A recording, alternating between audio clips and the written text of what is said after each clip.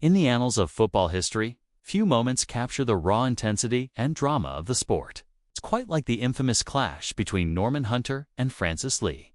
What began as a routine match between Leeds United and Derby County in 1975 escalated into a spectacle that resembled a boxing match more than a football game. This legendary brawl, etched into the memories of fans, remains a tale of fierce rivalry, physicality, and ultimately, mutual respect. Let's step back into that chaotic moment, reimagining the football pitch as a metaphorical boxing ring where two titans of the game, Norman Hunter and Francis Lee, collided in a battle that still resonates today. The contenders, Norman Hunter and Francis Lee. First, let's meet the combatants. In one corner, we have Norman Hunter, born on October 29, 1943, in Gateshead, England. Known as Bites Your Legs for his ferocious tackling, Hunter was a cornerstone of Leeds United's golden era under manager Don Revie. A centre-back and defensive midfielder, he combined grit with surprising skill, scoring 21 goals across his career, remarkable feat for a player in his position. Hunter's tenacity made him a fan favorite, and his contributions to Leeds included 2 First Division titles, an FA Cup, and a League Cup internationally. He earned 28 caps for England, scoring twice, though he remained in the shadow of Bobby Moore during the 1966 World Cup, serving as an unused squad member for the victorious campaign. His accolades didn't stop there. In 1974, Hunter became the inaugural recipient of the PFA Players' Player of the Year award, a testament to his peers' respect. He was later honored as one of the Football League's 100 legends, cementing his legacy as a titan of English football. In the opposite corner stands Francis Henry Lee, affectionately known as Franny. Born on April 29, 1944, in West Houghton, England, Lee was a dynamic striker whose blistering pace and relentless drive made him a nightmare for defenders. His career tally of over 200 goals underscored his lethal finishing, particularly from the penalty spot, where he set an English record for the most penalties scored in a single season. Lee's versatility extended beyond football. He later chaired Manchester City, trained racehorses, and even dabbled in amateur cricket. On the pitch, he shone for Manchester City and Derby County, winning league championships with both clubs. His knack for scoring penalties earned him the nickname Lee. One pen in Sunday newspapers, a nod to his frequent spot kick heroics. Off the field, his entrepreneurial spirit and charisma made him a larger-than-life figure in the footballing world. The stage, a tense encounter in 1975. The stage for this epic showdown was the baseball ground, Derby County's home turf. During a First Division match in November 1975, both Leeds United and Derby County were powerhouse teams, locked in a fierce battle for supremacy in a highly competitive league. The 1970s were a golden age for English football, marked by physical play, passionate crowds, and intense rivalries. Matches between Leeds and Derby were particularly heated as both teams boasted talented squads and uncompromising styles. Leeds, under Revie's disciplined regime, were known for their tough, sometimes ruthless approach, while Derby, managed by Dave McKay, matched them with flair and aggression. On this fateful day, the tension was palpable from the opening whistle. Tackles flew in, tempers flared, and the crowd roared with every challenge. Norman Hunter, Leeds enforcer, was tasked with neutralizing Derby's attacking threats, including the nimble and fiery Francis Lee. The two players had a history of on-field battles, with Hunter's no-nonsense defending often clashing with Lee's relentless forward play. Their competitive spirits, while admirable, set the stage for an explosive confrontation. The fight from football to fisticuffs. The match was a powder keg waiting to ignite, and the spark came in the second half.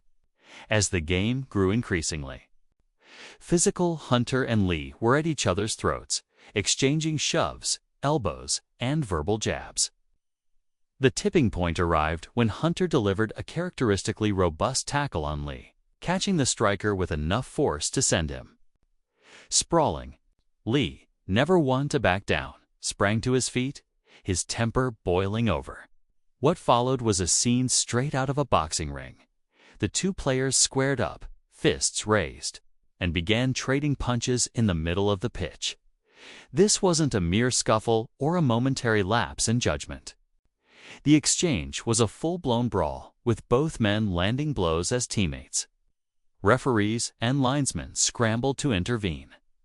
The crowd, far from horrified, erupted in cheers, treating the spectacle like a heavyweight title fight.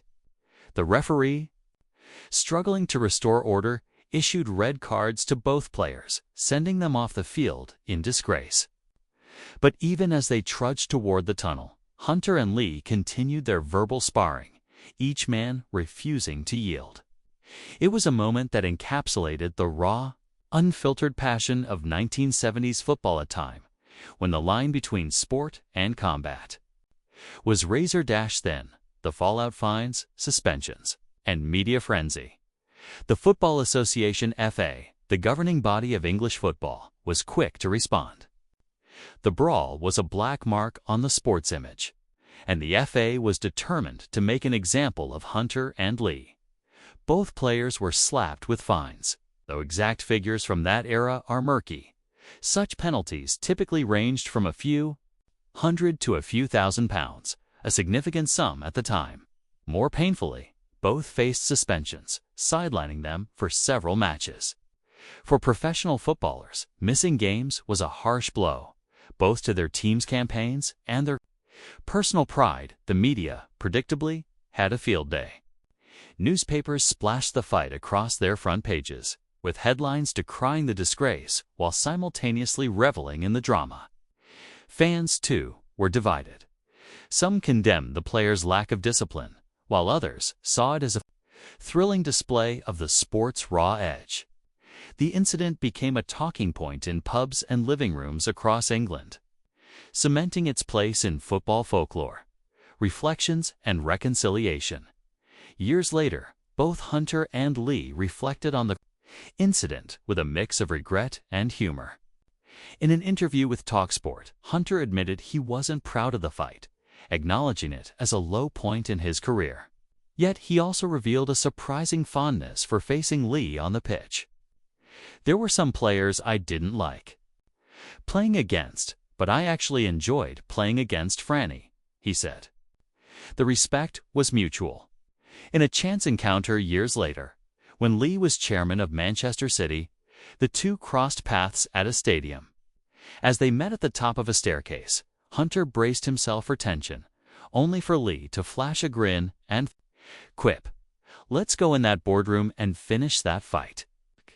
The light-hearted exchange showed that, despite their on-field clash, the two had developed a genuine respect for one another.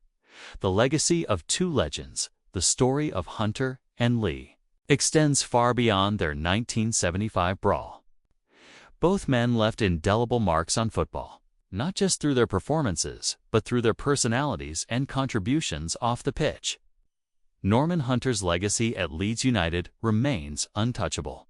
His toughness, paired with his technical ability, made him a cornerstone of one of England's greatest club sides. When he passed away in April 2020 due to complications from COVID-19, the football world mourned deeply.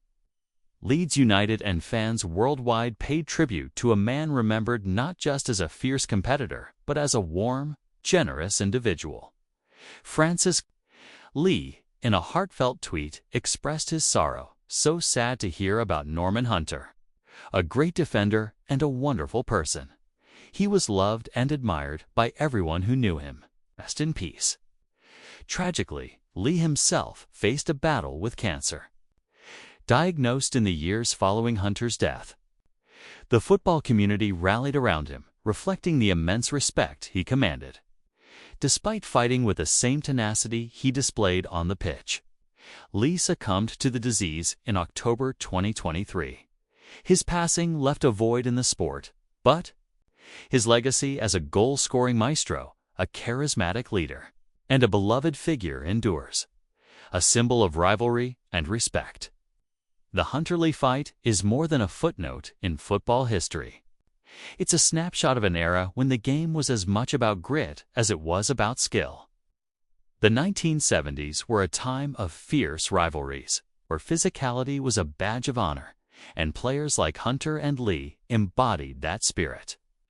Their brawl, while controversial, highlighted the passion that fueled English football. Yet what truly stands out is how their rivalry evolved into respect. From trading punches to sharing jokes, their story is a testament to the complex bonds forged through competition.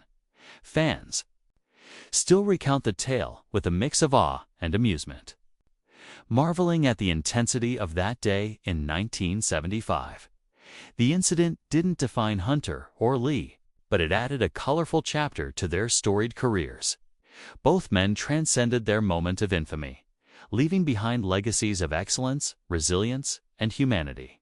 As we remember them, we celebrate not just their achievements, but the spirit they brought to the game, a spirit that continues to inspire football fans around the world.